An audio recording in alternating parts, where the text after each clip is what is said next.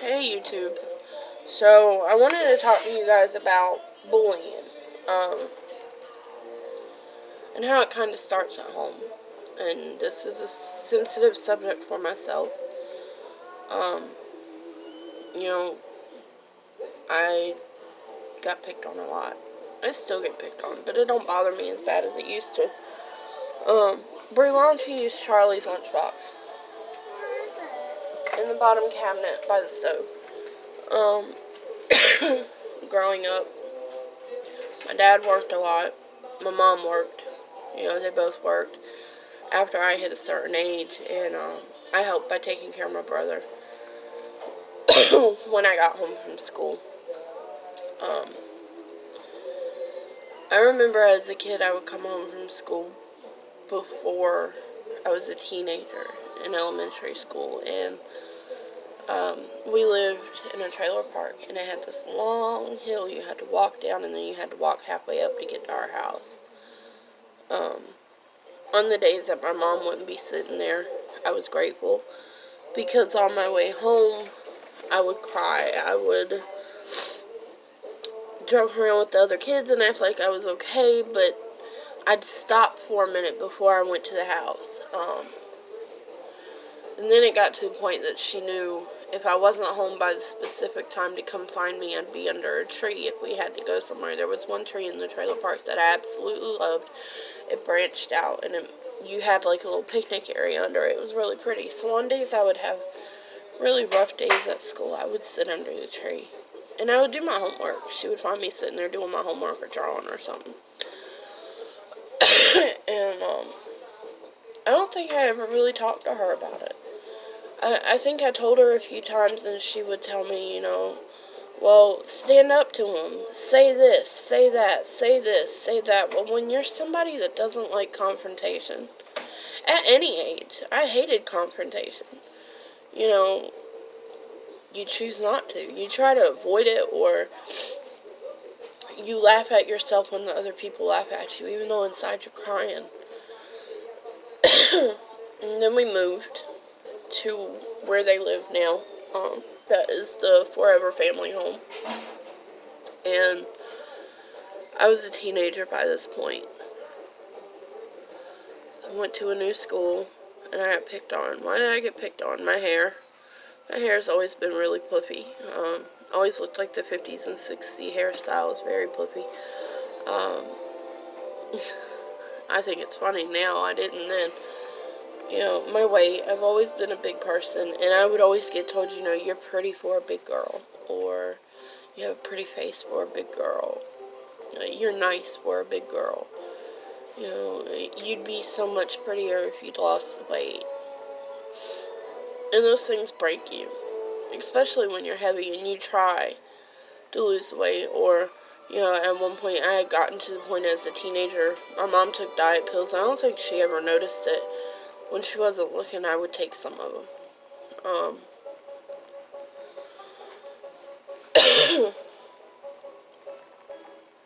I would starve myself to the point I would eat one meal every other day.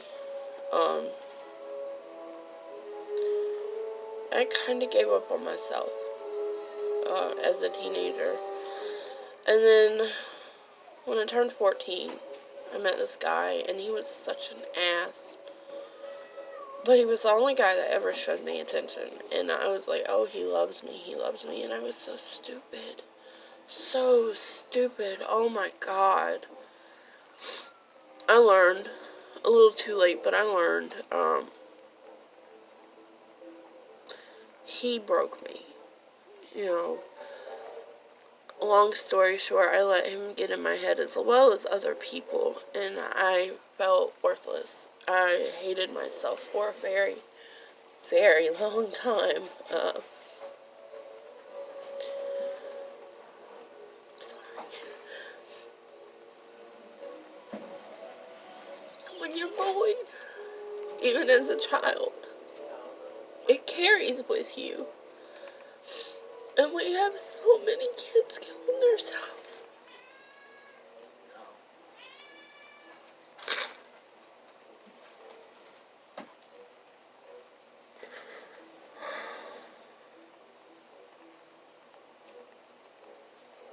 we have so many kids killing themselves because mom and dad work, or mom's single and mom works all the time. Mom can't be there.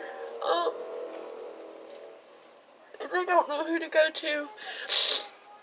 And people will say jokingly, well, if you're so miserable, kill yourself. Not realizing that people actually take that shit into consideration.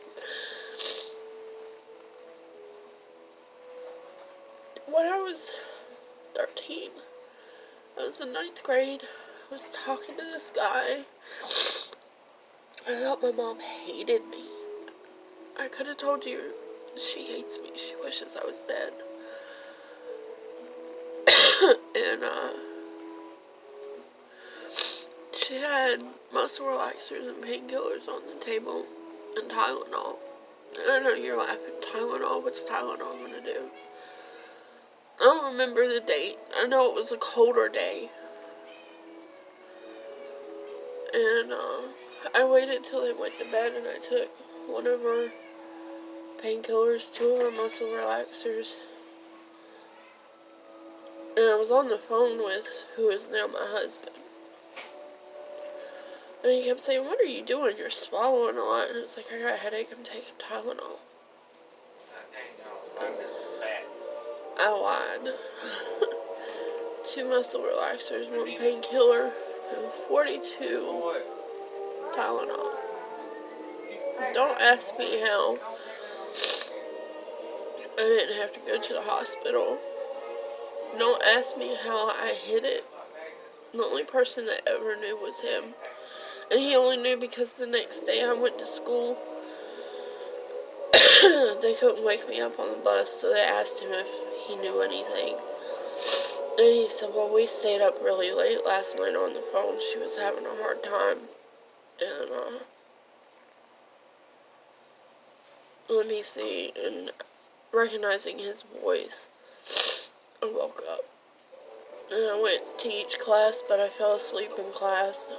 There was one class I knew if I fell asleep, they'd call my mom, so I skipped. And that afternoon, I went home and I told my mom, I don't feel good. And I went to bed. I woke up the next day, and it was a Saturday. I woke up the next day. My dad was home. I went out and worked with him in the shop.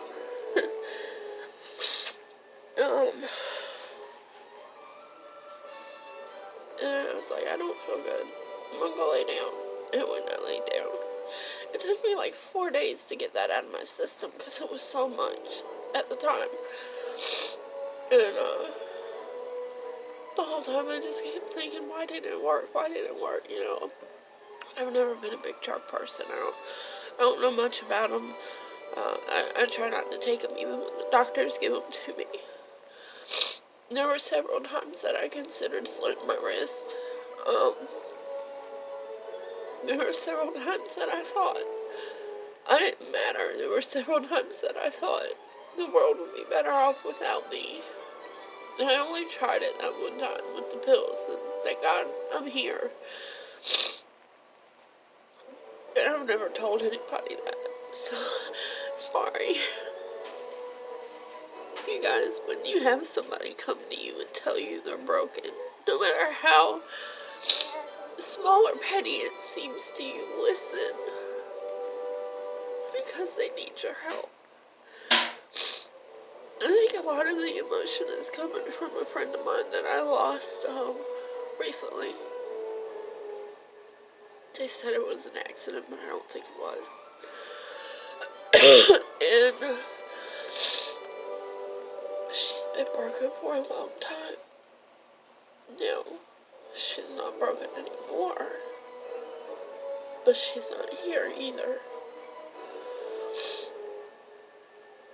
I watch so much devastation in this world. I watch so many people. Why doesn't he love me? I changed who I was for him. Why doesn't he love me? I wear the makeup. I don't show my face. I wear the makeup. I pretend. I do everything he asks me to do. He doesn't love you because he doesn't respect you because you're willing to do anything he wants. Um, you know, being broken is not fun. And clearly, I'm not glued all the way together. Because if I was, why would I have broke down so easily just then? Um, bullying has to, I mean, I know it's never going to stop. Never. But it starts at home. You know, parents will make the comment, don't you think you've had enough, fatty? Or, you're a stupid bitch. Or, just really hateful things that nobody should ever have said to them. I try to watch myself. I'm not lying to say I've never slipped and said something like, why do you act so stupid? You know, that's the thing I'm worse for, is I'm bad for saying to my children, you're so smart, yet you act so stupid. And that's not cool. I shouldn't do that. I'm trying not to do that. I know how you do it to me. I don't have no common sense. It doesn't make it right. You know, and kids are harsh. Kids are so harsh. I forgot where I was going with this after I broke down. I'm so sorry. You know, just, if somebody comes to you and says, hey, I need to talk, I really need to talk, even if you're busy, find a way to make time for them, because if they're coming to you, they trust you. If they're coming to you, it's because they really feel like they can learn, or you can help them, or something.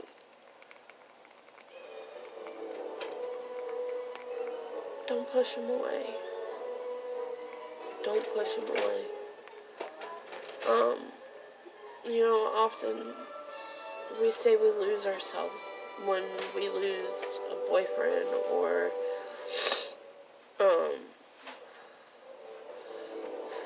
we lose ourselves when someone we love passes away, or just different things. We lose ourselves, we fall apart, we break. But just because you're broken that moment doesn't mean you're completely broken. For the better part of my life, I think I probably walked around broken. Because up until about 2 years ago, honestly, my opinion of myself was, you're fat, you're lazy, you do nothing but stay home with your children, clean a house, you help people when you can't even help yourself, you're not even worth the skin you're in. That was my opinion of myself. Every now and again, I fall back to that. And it's not because my family doesn't love me or support me. It's not because there's nobody there.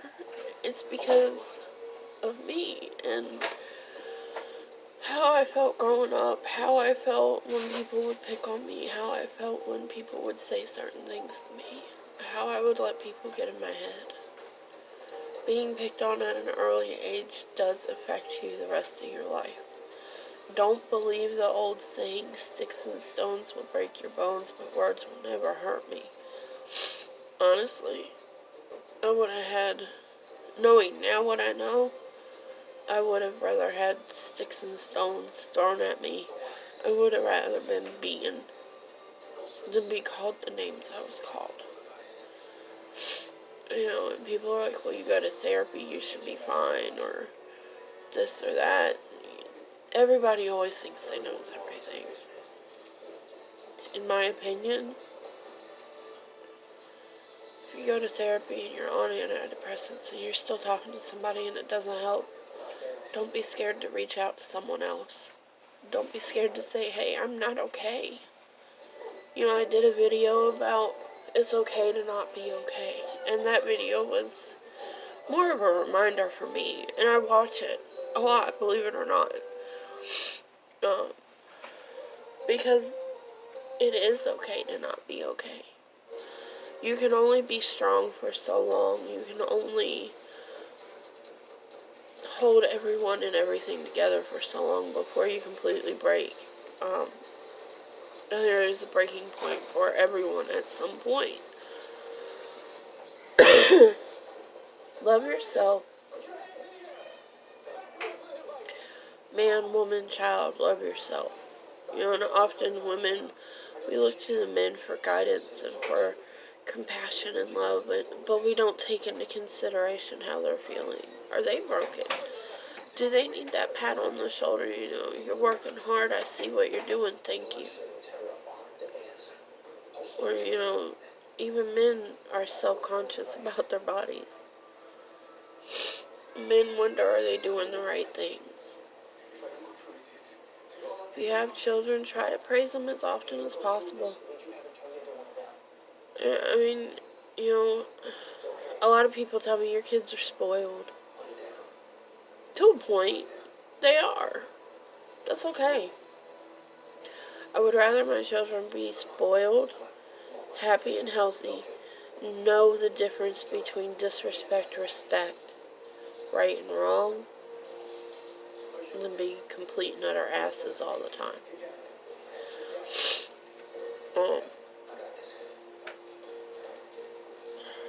Guys, if you see somebody broken, don't be scared to step up and say, hey, are you okay?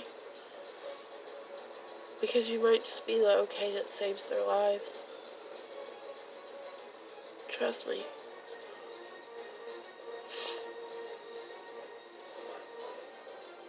You might be the okay that saves their lives.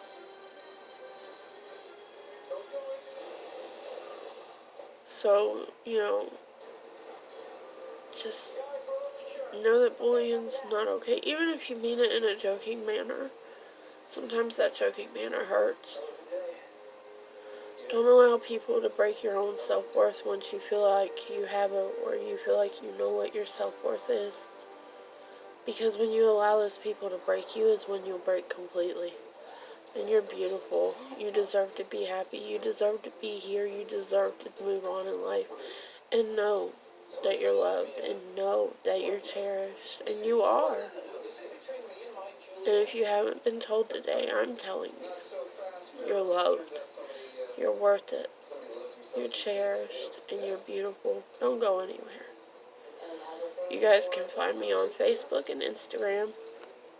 I have a Snapchat too. You can also find me here. And I'll start including my email address. If you guys ever need to talk, do not hesitate to get up with me in one way, shape, or form. All my social media pages are public. And I did that on purpose. I've always wanted to make a difference and help people. And I feel like this is how I'll do it. So do not hesitate. And just because you message me one day and I don't get back to you that one day does not mean that I'm not going to. You just have to bear with me so I can weed through them. And sometimes when I get message requests, I don't get them until like 3 or 4 days later. Don't know why, that's just how my phone is. Okay? Remember, you're beautiful, you're loved. You deserve to be here, you deserve happiness no matter what it takes for you to find it. Don't let anybody take your break. Or don't let anyone break you and take your light, is what I was trying to say.